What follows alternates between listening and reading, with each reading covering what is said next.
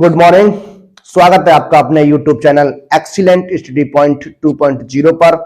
मैं कुलदीप सक्सेना आज आपके लिए क्लास 12 के लिए कुछ महत्वपूर्ण प्रश्नों की श्रृंखला। आज हमारा टॉपिक जो रहने वाला है एप्लीकेशन ऑफ डेरिवेटिव, अवकलज के जो अनुप्रयोग आपका एक चैप्टर है, वहां से मैं कुछ प्रश्नों को लेकर आने वाला हूं। देखिए, आप हमारे चैनल पर अगर फर्स्ट टाइम विजिट कर रहे हैं तो चैनल को सब्सक्राइब कर लीजिए। वीडियो अगर आपको पसंद आता तो एक बार वीडियो को लाइक कीजिएगा और कमेंट के माध्यम से एक बार बताइएगा जरूर। देखिए, शुरू करते हैं आज के हम अपने टॉपिक को। बहुत ही अच्छे प्रश्नों को आज हम लेकर आने वाले हैं आपके लिए, कुछ महत्वपूर्ण प्रश्न रहने वाले हैं। तो देर न करते हुए शुरू करेंगे आज का अपना पहला प्रश्न। देखिए, लिखा हुआ है एक गुब्बारा जो सदैव गोलाकार रहता है। एक गुब्बारा जो है वो सदैव आपका क्या रहता है? गोलाकार रहता है कि त्रिज्या परिवर्तनशील है। त्रिज्या जो है वो आपकी परिवर्तनशील है। त्रिज्या के सापेक्ष गुब्बारे के आयतन के परिवर्तन की दर ज्ञात कीजिए, जबकि त्रिज्या आपकी 7 सेंटीमीटर है। गुब्बारे की त्रिज्या जो आपकी क्या है? 7 सेंटीमीटर है। तो आइए इस प्रश्न को हल करते हैं। किस तरीके का प्रश्न है आइए बात करने वाले हैं। तो देखिए, पहला प्रश्न है आपका, मान लेता हूं माना गुब्बारे की त्रिज्या जो है, गुब्बारे की त्रिज्या, जो गुब्बारे की आपकी त्रिज्या है वो आपकी क्या है? आर है। क्या है? आर है। और आयतन, गुब्बारे की त्रिज्या आर तथा आयतन जो है आपका क्या है? वी है। आयतन आपका क्या है? वी है। तो देखिए, गुब्बारा जो है, जो गुब्बारा है वो आपका क्या है? गोलाकार है। क्या है? गोलाकार है। तो देखिए, बात करते हैं गुब्बारे का आयतन। गुब्बारे का आयतन क्या होगा? देखिए, गुब्बारे का आयतन जो होगा, गोलाकार गुब्बारा है तो 4/3 आपका पाई आर क्या हो जाएगा? क्यूब हो जाएगा।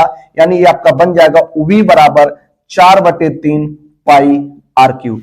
अब आपको क्या करना है? इसका डिफरेंशिएशन कर देना है। डिफरेंशियल विद रिस्पेक्ट टू क्या हो जाएगा? आर हो जाएगा। क्या हो जाएगा? आर हो जाएगा। तो देखिए यहां बन जाएगा dB/dr 4/3 पाई d/dr और ये हो जाएगा आर क्यूब। अब आप जानते हैं जो x की पावर n का डिफरेंशिएशन होता है वो nx की पावर n-1 होता है। पावर आपकी आगे आ जाएगी तो ये हो जाएगा 4/3 पाई मल्टीप्लाई, यहां पावर आएगी और एक पावर कम हो जाएगी तो यहां बच जाएगा, सॉरी, आर स्क्वायर बच जाएगा। क्या बच जाएगा? Are square. 3 से 3 कैंसिल करेंगे तो ये हो जाएगा 4 पाई आर स्क्वायर। ये आपका dB अपॉन क्या है? dr है। और आपसे कह रहा है कि त्रिज्या r बराबर आपको किस पे चेक करना है?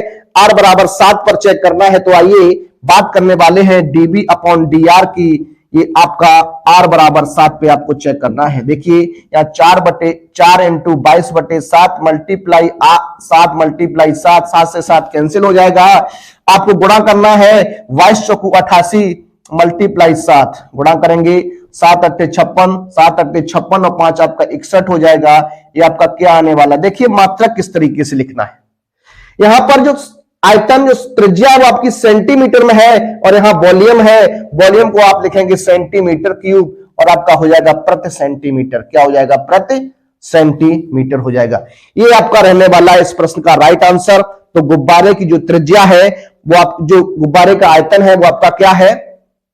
616 सेंटीमीटर क्यूब प्रति सेंटीमीटर की दर से क्या हो रहा है? इंक्रीज हो रहा है, बढ़ रहा है। अब हम देखेंगे अपने अगले प्रश्न को, आइए उसको देखते हैं।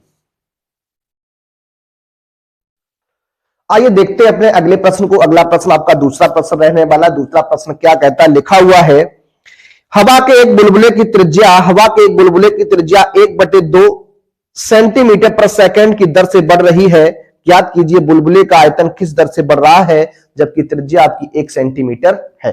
देखिए, बात हो रही है हवा के बुलबुले के आयतन की। तो बुलबुला जो होता है वो आपका गोलाकार होता है, आपको पता होना चाहिए। तो आइए हम बात करते हैं इस प्रश्न में। देखिए, मान लेता हूं, माना हवा के बुलबुले का आयतन बराबर क्या है? v है। तो बुलबुले के आयतन की बात करेंगे। बुलबुले का आयतन हो जाएगा 4/3 पाई आर क्यूब और v बराबर आपका 4/3 पाई आर क्यूब है। अब आपको क्या करना है, डिफरेंशियल करना है।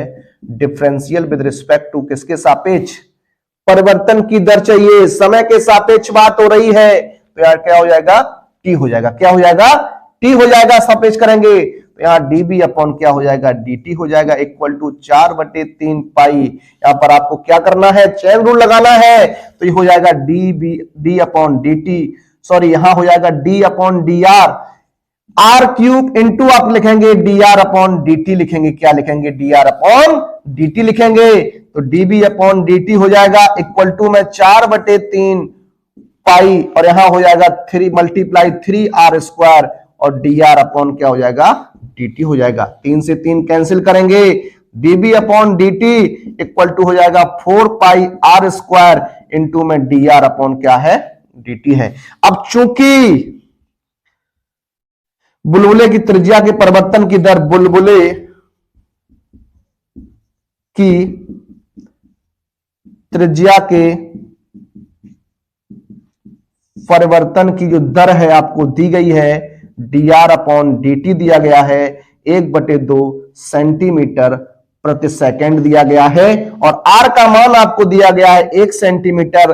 बात करने वाले हैं डीबी अपॉन डी की, आर बराबर 1 सेंटीमीटर पर। तो देखिए 4 मल्टीप्लाई हो जाएगा आपका कितना, पाई रखेंगे, आर का मान आपका 1 मल्टीप्लाई 1 और dB upon D R upon D T का मान 1/2 से कैंसिल कर देंगे, तो आपका बन जाएगा 2 पाई, क्या बन जाएगा, 2 पाई सेंटीमीटर क्यूब प्रति सेकंड हो जाएगा। सेंटीमीटर क्यूब प्रति सेकंड हो जाएगा। इस प्रश्न का राइट आंसर रहेगा आपका, जो आयतन है वो आपका 2 पाई सेंटीमीटर क्यूब प्रति सेकंड की दर से इंक्रीज हो रहा है, परिवर्तन हो रहा है, बढ़ रहा है। यहां अगर नेगेटिव वैल्यू आएगी तो आपका हो जाएगा घट रहा है, अगर पॉजिटिव वैल्यू आती है तो बढ़ रहा है। अब हम देखेंगे अपने अगले प्रश्न को, आइए देखते हैं। आइए बात करते हैं अपने अगले प्रश्न पर। आपका अगला प्रश्न क्या रहने वाला है, लिखा हुआ है क्या, वह कोण थीटा ज्ञात कीजिए जो अपनी ज्या की तुलना में 2 गुना तेजी से बढ़ रहा है। बहुत ही सिंपल सा क्वेश्चन आपका है, वह कोण थीटा ज्ञात कीजिए जो अपनी ज्या की तुलना में 2 गुना तेजी से क्या है, बढ़ रहा है। तो आइए इस प्रश्न को हल करते हैं, इस प्रश्न को सॉल्व करते हैं। देखिए क्या है, आपको क्या दिया गया है, थीटा में यानी कोण के परिवर्तन की दर आपको दी गई है। तो क्या दिया गया है, कोण की परिवर्तन की दर दी गई है, किसके बराबर है, 2 इंटू ज्या के परिवर्तन की दर। देखिए कोण के परिवर्तन की दर हो गई, मतलब theta D theta upon D t हो जाएगा इक्वल टू 2 मल्टीप्लाई ज्या पढ़ते हैं साइन को, क्या पढ़ते हैं, साइन को, तो यहां हो जाएगा डी अपॉन डी थीटा और यहां हो जाएगा साइन थीटा इंटू, देखिए यहां डी अपॉन डी टी है तो यहां हो जाएगा d theta upon D t हो जाएगा।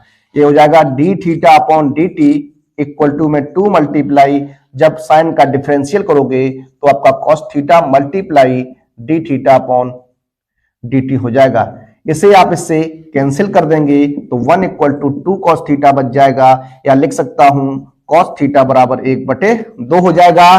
कॉस में 1/2 मान कितने डिग्री का होता है आप बताएंगे। कॉस में 1/2 मान जो होता है वो आपका 60 डिग्री का होता है। कितना का होता है, 60 डिग्री का होता है। 60 डिग्री को आप π/3 लिख सकते हैं, तो यहां आपका π/3 हो जाएगा। थीटा का मान आपका कितना हो जाएगा, π/3 हो जाएगा। ये इस प्रश्न का राइट आंसर रहेगा। अब हम देखेंगे, आइए अपने अगले प्रश्न को आइए देखते हैं।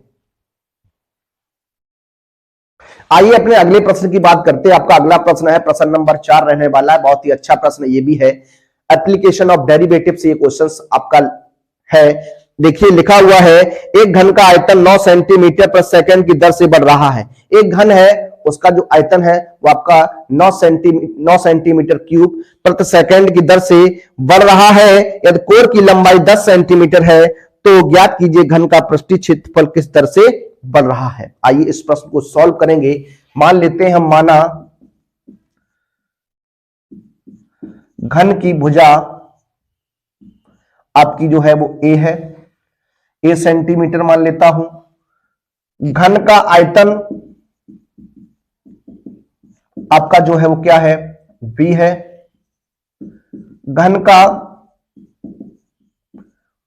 पृष्ठीय क्षेत्रफल जो है वो आपका S है। ठीक है, अब हम बात करने वाले हैं, चूंकि देखिए घन का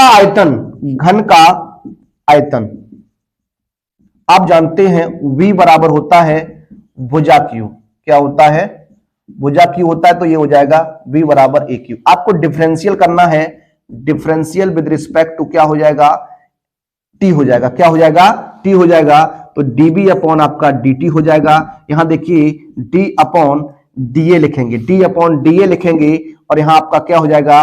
a क्यूब हो जाएगा मल्टीप्लाई da अपॉन आपका क्या हो जाएगा? dt हो जाएगा। देखिए यहां dB अपॉन dt हो जाएगा इक्वल टू में 3a square multiply da upon dt हो जाएगा। अब सवाल में आपसे कहा गया है जो घन का आयतन है वो आपका 9 सेंटीमीटर क्यूब पर 9 सेंटीमीटर क्यूब पर सेकंड की दर से बढ़ रहा है, यानी आपको दिया गया है dB अपॉन dt का मान दिया गया है 9 घन सेंटीमीटर प्रति सेकंड की दर से क्या हो रहा है? बढ़ रहा है। तो यहां रख देंगे, हो जाएगा 9 बराबर 3a स्क्वायर इक्वल टू में मल्टीप्लाई da अपॉन dt।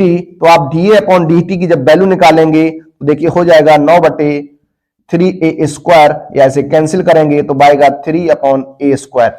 अब हमसे क्या कह रहा है क्वेश्चन में? अब आपसे कहा गया कि घन का जो पृष्ठीय क्षेत्रफल है वो किस दर से बढ़ रहा है। तो आइए बात करते हैं घन का पृष्ठीय क्षेत्रफल।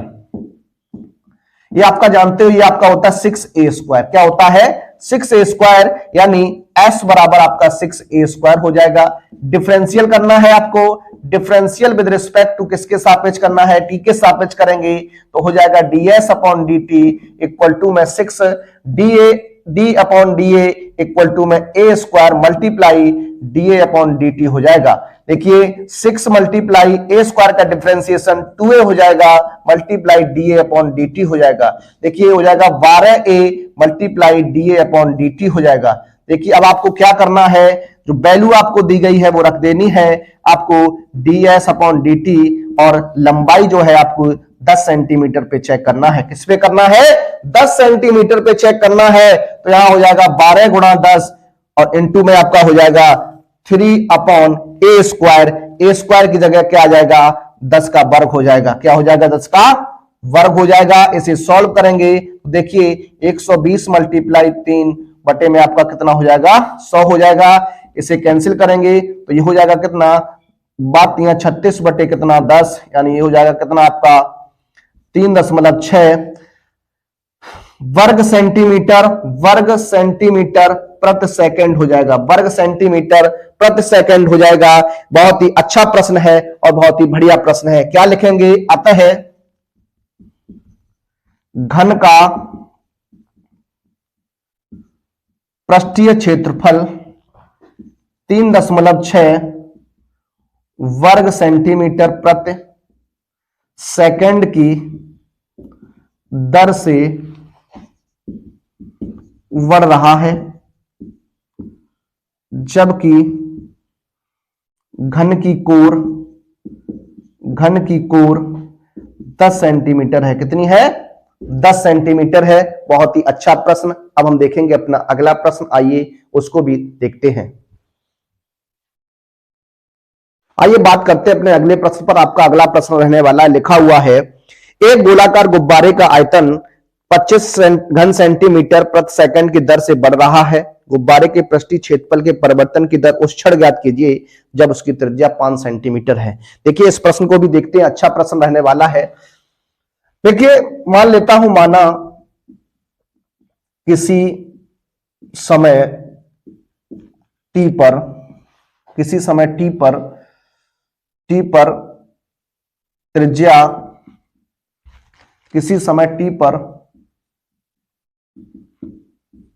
गुब्बारे की त्रिज्या r, आयतन v तथा पृष्ठीय क्षेत्रफल s है। ठीक है, अब आपको सवाल में दिया क्या गया है, कह रहा है कि आयतन के जो परिवर्तन की दर है वो आपकी 25 घन सेंटीमीटर 25 घन सेंटीमीटर प्रति सेकंड है। क्या है? 25 घन सेंटीमीटर प्रति सेकंड है। आइए अब हम बात करेंगे। देखिए, बात करता हूं गुब्बारे का आयतन। गुब्बारे का आयतन ये आपको दिया 4/3 पाई आर क्यूब होता है। तो V बराबर हो जाएगा 4/3 पाई आर क्यूब। आपको डिफरेंशिएशन करना है, differential with respect to t हो जाएगा। तो ये आपका dB अपॉन dt बन जाएगा इक्वल टू में 4/3 पाई d upon dr r cube into dr upon क्या हो जाएगा? dt हो जाएगा। देखिए 4/3 पाई r क्यूब का डिफरेंशिएशन हो जाएगा 3r² multiply dr upon dt हो जाएगा। dB अपॉन dt इक्वल देख कट जाएगा ये, तो इसका dB अपॉन dt का मान 25 and 25 equal to 4 pi r² into हो जाएगा आपका कितना? dr upon dt। जब आप dr अपॉन dt का मान निकालेंगे तो यहां से कितना हो जाएगा? ये हो जाएगा 25/4 पाई r² हो जाएगा। अब हम बात करने वाले हैं सवाल पर। देखिए, गुब्बारे का पृष्ठीय क्षेत्रफल, तो ये होता है आपका 4 पाई r², यानी s बराबर आपका हो जाएगा 4 पाई r²।